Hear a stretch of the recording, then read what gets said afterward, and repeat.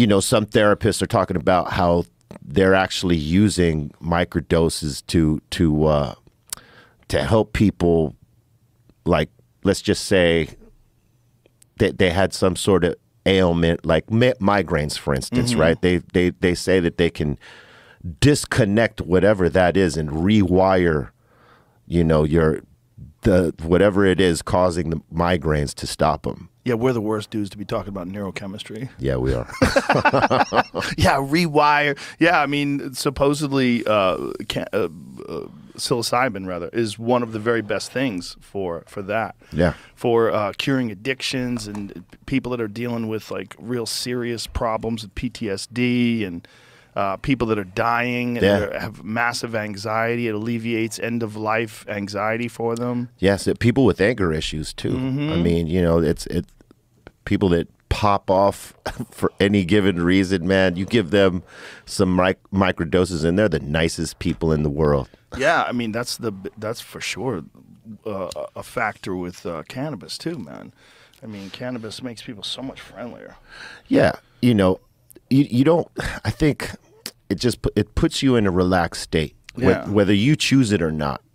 Right. I've stood out of a lot of altercations being as high as I am because, like, you know, somebody might throw an insult here and there and I may not even be paying attention to them. Yeah. Whatever. Whereas if I'm not, I'm totally paying attention to that. And it escalates. And it's going to escalate. Yeah, which is the worst. Because a lot of us that are high strung without it, man, it sort of grounds us out. Yeah.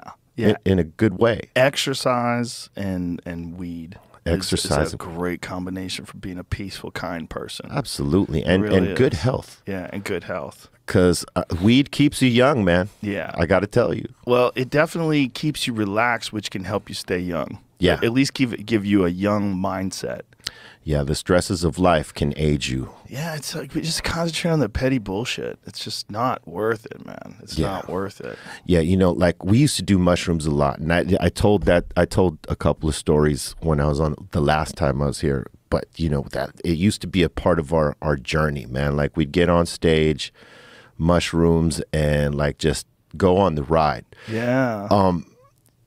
After a while, I couldn't do it anymore. I couldn't like be on stage and be totally in the melt, we call it, where it's like where it's above micro, it's above moderate, like you're a full melt, right? As they say.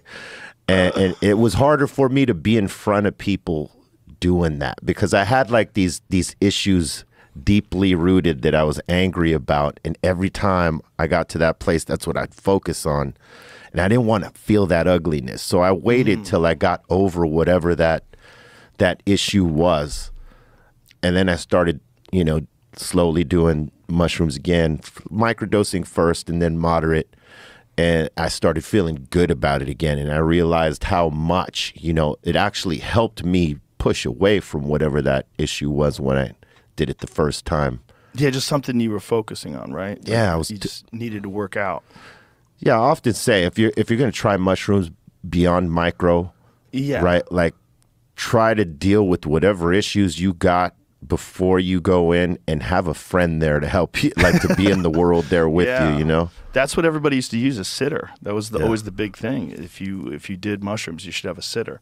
You know, the best case scenario, you would have qualified professionals that would assist in psychedelic therapy, which is what happens for a lot of people. You know, I know people that have done that in other states where it's legal or illegal. And where it's legal, I mean, it's amazing. You can go to a place and someone who understands the experience and knows what to do can help you through it. And I know people that have made some big breakthroughs in their life and just really just sort of reassessed how they interface with the world because of that. Yeah, man. I mean, if you could find something that would help you get past whatever is you know, holding you back or troubling you, weighing you down, man, I mean, it's better than taking any of these over-the-counter drugs for that might suppress those feelings or thoughts than have you deal with them and get past them. Yeah. Well, that kind of thinking is why it's going to stay illegal. Yeah.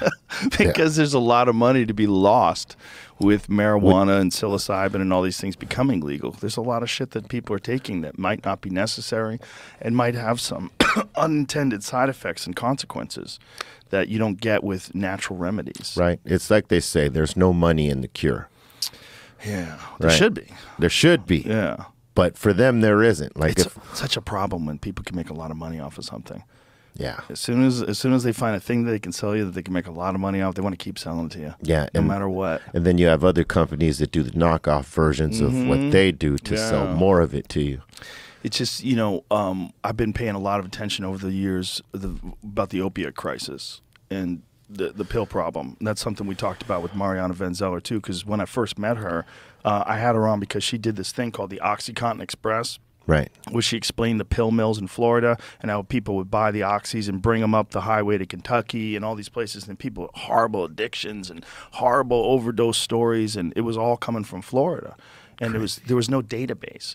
So you could have a back, my back hurts. You go to this place, they go, you need OxyContin. And literally you go right next door to the same building, and that's where they give you the Oxy. And that's all they prescribe. And they don't have a database. So then you go down the street to another doctor because these pain management clinics were everywhere. That seems like it's a thing in Florida. It was. Yeah. It was a thing in Florida. They cleaned it up. I mean, they had this... allegedly. They had this show called Claws, right? That...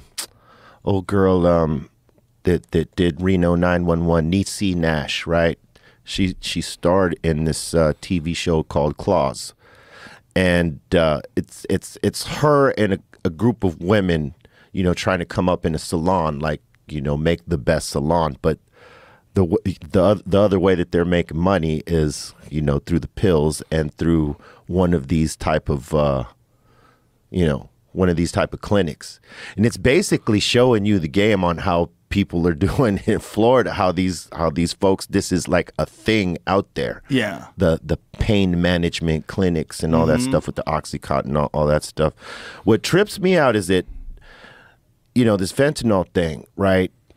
People know about it. It's been out there, yet they'll still challenge themselves and try to party like the shit ain't present.